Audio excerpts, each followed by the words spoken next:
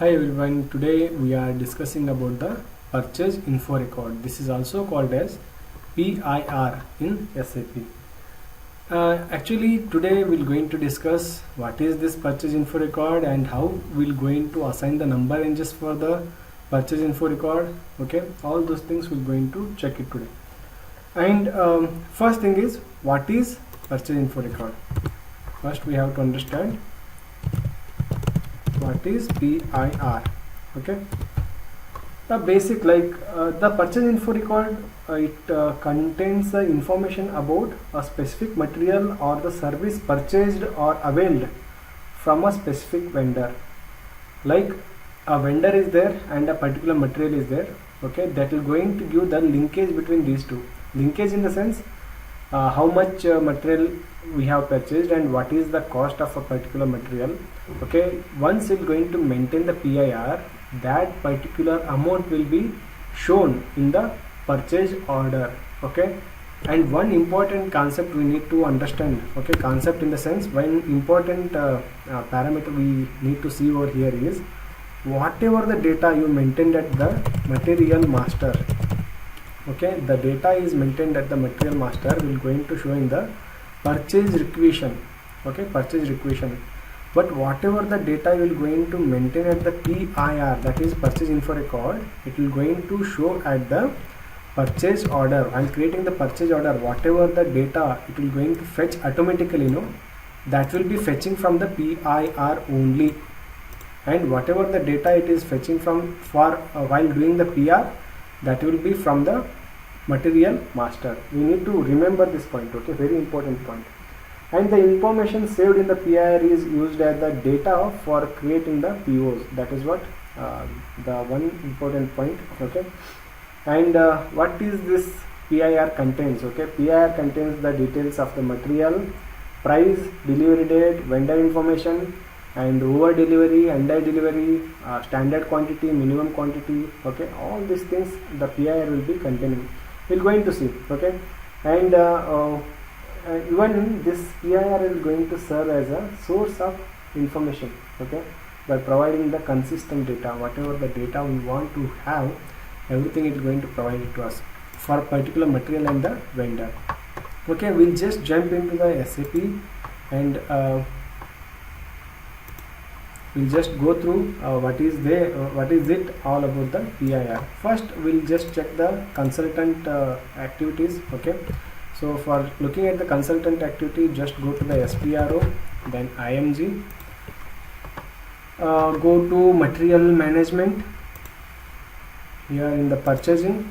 Okay, most of the time whatever the activities are there for the SAP MM consultants, it will be there in the purchasing. Okay, for that they have provided one more T code for the purchasing. Okay, you need to remember this. For directly going for the purchasing, okay, we have one more T code, that is OLME. Okay, if you are just clicking on OLME T code, you need not to go through the path until material management and purchasing. Okay, I'll just show you. I'll go to /n here. Okay, I'll directly go to the OLME transaction. It will directly move to the purchasing. Okay, under the purchasing we have to go to the purchase info record. Purchasing info record. I'll just open this, and here we have define number ranges. Second thing is define screen layouts. Whatever you required. Okay, just like we have seen it in the vendor, right? Same thing you can maintain over here. Screen layouts. Whatever the suppress things you want to make, you can suppress it, and a few things you can able to display it. Few things you can make it a required entry, or a few things you can keep it as optional. Anything is possible. Okay, I'll first go to the define number ranges here. Okay, for whatever the PIR documents we are generating, what is the number range for those documents? We are just giving those values. Okay, just go to the groups here. Okay, our PIR will be divided into two types. One is the purchasing info record for a stock material. Second thing is purchasing info record for the material group, which is the non-stock material. Okay, what is stock material and what is non-stock material? Okay, so a basic funda. Okay, stock material means which is like a tangible asset, we can touch it. Okay, tangible. Stock means materials are coming and we are storing those materials. Okay, that is the stock material.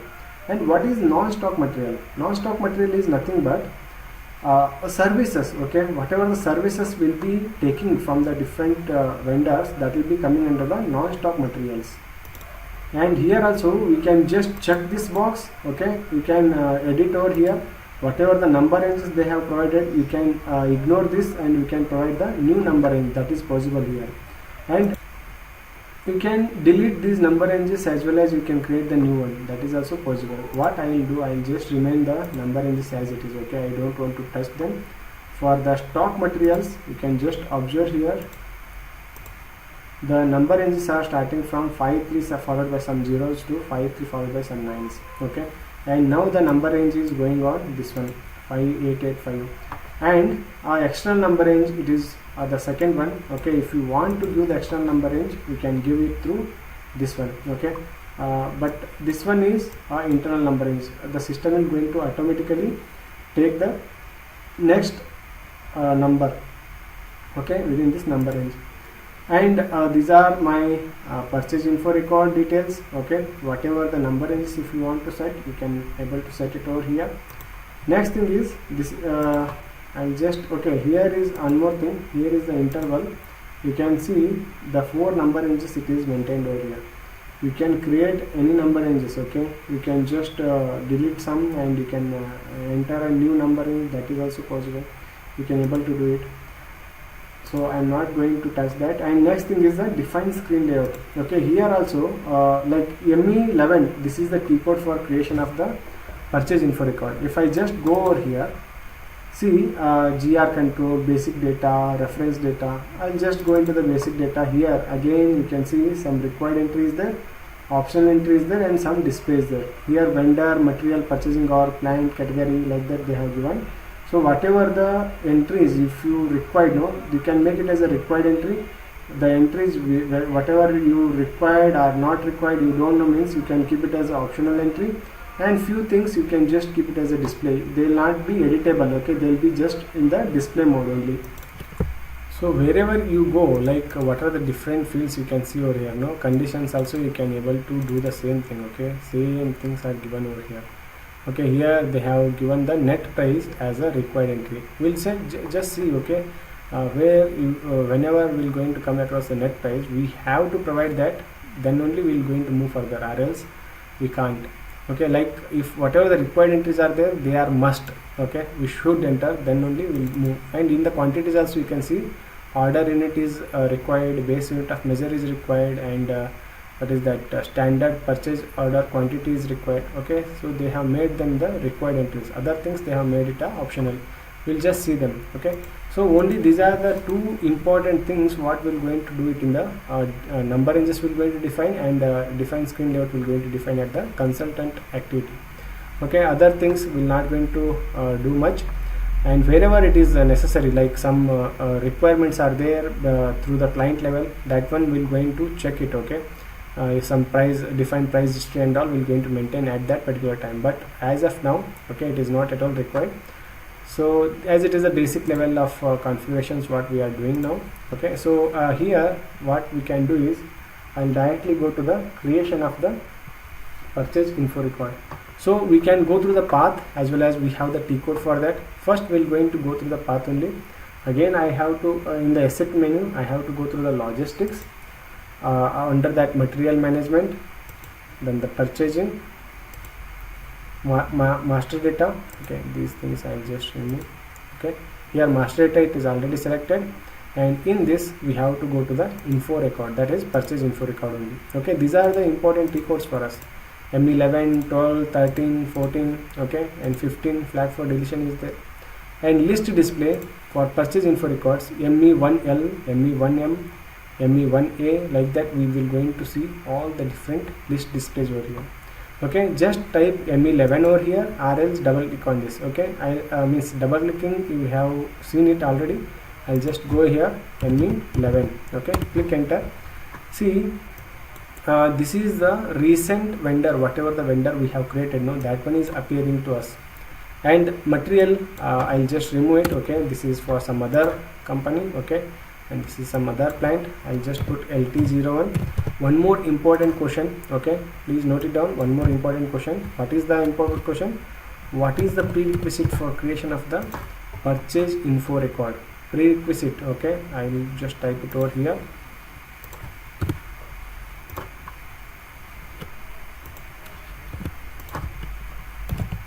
Prerequisite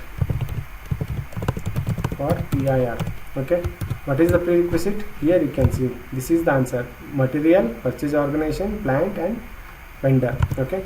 So the answer is vendor, material, plant and purchase org, okay. These are the prerequisite for creation of the PIR, okay. Next important question over here is, what are the info categories available in the purchase info record? What are the info categories available at the PIR? While creating the PIR, what are the different info categories are available? Like that, one more question they may ask. The answer is standard, subcontracting, consignment, pipeline. These are the 4 info categories which are available while creating the PIR, okay. So these are some special processes are there: subcontracting, consignment and pipeline. We're going to discuss them, okay, one by one. But at first we just go through this standard one only. See here, subcontracting, pipeline and consignment. So whenever you are doing the consignment or the subcontracting, PIR is must. That is why they have given the info categories. Why this info category and all, I am going to explain you in the later stages anyway. But as we are discussing the purchase info record, we have to go through this in the surface level. I'll just explain them. See, standard means whatever the procurement we are doing, like material is there, we are just procuring it, okay, that is the standard one. What is the subcontracting? Okay, here whatever the material, okay, some assembly is there, due to some unavailability of the resources, we are providing that assembly to some other vendor, okay. So we are taking the help of some other vendor, or we are outsourcing. That is nothing but the subcontracting. And what is pipeline? Like materials which are coming through the pipe. Don't just consider the pipe, here wire also we can consider, like electricity is there, water is there, some welding gas is there. All these things are the pipeline materials, okay. For that we are going to use the pipeline. And what is this consignment? Consignment is nothing but the material the vendor will going to keep it in our company, but the owner of the materials will be vendor only until and unless a company consumes those material, okay. Anyway, we are going to see all these different scenarios in the later stage, but as of now we will just go through the standard one only, okay. Material, which material I have created, and I have shown you what is the T code to check the material number, okay, /n mm60. This is to check the material number which is created for our company, okay, or the plant, sorry, not company, our plant, okay. Ours is LT01. So I'll just execute this, okay. Just see here, this is the material, okay. To copy this, okay, if you are just clicking on this, it will going to select the entire row. So just click on Ctrl Y, okay, and Ctrl C, okay. So then it will going to copy only this particular tab, and I'll go here and I'll just paste this material number, then click enter. See, this is the purchase organization data, okay. All these things from where we have taken all these things, okay. So this will be taken by the material master, okay. I'll just show you where material master. I'll just go to /n mm02 for the display, okay. For this material I want to display, that's fine. LT01 and store location is also LT01 only. Click enter. Just observe this here in the purchasing tab, okay. We have given the purchasing value key. Under this purchasing value key only all these reminders are hidden. Okay, once you just given the purchase value key, it will going to means all the reminders will going to come over here, as well as whatever the tolerances you have given, that also will going to appear. So it is taken from the material master itself. And all this, like while creating the vendor, no, we have given the country of the origin and the reason. Okay, all these things they are taken from there. And here some conversion unit is also available. Okay, here we have what is the conversion, 1 each is equal to 1 each. Okay, order unit, if you have given some different order unit pieces or something like that, we can change the what is that conversion. Okay, or carton box, if you have changed the carton box here, then conversion will be 10 each is equal to 1 carton box, like that it will going to appear. Okay, so that is how we'll going to use the different what is that conversions here. And one more thing here, vendor material number. Okay, while creating the material also I have mentioned vendor means manufacturer material number. The material number might be this one, but the thing is that vendor is maintaining some other material number, so we have to maintain it over here if you have something. And vendor material group we can maintain, salesperson we can maintain, telephone number. Okay, and return agreement. Okay, how you have to return. Okay, what is the return policy? So no return possible. If you are clicking one, whatever the material you have got, there is no return policy is available for that. Second is return with a no refund. Okay, we will take the return, but refund will not be given. Okay, we will going to supply some other material, like that. And return with refund. Okay, third option is we will going to return the means after the return of the materials we will going to refund also. Okay, like that we will going to have the return agreements. Okay, and who is the PIR vendor? Okay, we are just sending the material. Okay, means we are maintaining the information about the material, this material. Okay, with this vendor, but for this material, who was the PIR vendor? Means PIR to this vendor through whom we are purchasing. Okay, that one also we can able to maintain here. Okay, and supply option is available from when, what time it will be available, and from which date until which date it will be available. Okay, all these things we can provide over here. Just click enter. See here, as I said, some standard quantity. Okay, it is the required entry now. Okay, purchasing group, it is 000, it is taken. And a standard quantity. Okay, required entry, standard quantity I'll just maintain around 100 quantity. Okay, and under tolerance, over tolerance, you can maintain it over here if you required. And GR based invoice verification, while creating the vendor also we have seen this GR based invoice verification. It is nothing but GR has to be created before going for the invoice verification, that is the meaning. Okay, and here you can see a tax code. We can provide the tax code here also. Okay, we have not yet defined the tax code. I'll come to that part. Okay, whenever we are defining the tax code, that time we can give it over here. And ERS, no ERS, what is this evaluated receipts settlement, all these things we're going to discuss further. Okay, it is not required now. And minimum quantity. Okay, if you are purchasing from this vendor this material, we have to purchase at least 10. Okay, below 10 if you are purchasing, then he will not going to supply it to you. Okay, like that. Minimum quantity is 10 we have to purchase. And this is the shelf life. Okay, shelf life means validity period of the particular material. If you want to, you can maintain it here. Okay, and shipping instructions will be there. Okay, how you will going to ship it. Okay, some 1, 2 like that they have maintained, but whether through the car, whether through the truck, whether through the ship, those are the some shipping instructions they are going to maintain. And maximum quantity. Okay, maximum he can able to send you 1000 quantity, not more than that, per particular period of time. Okay, like that you can able to maintain it or maximum. What is the maximum quantity? And here some conditions are there. Net price. Okay, we have seen that net price is a mandatory, means required entry.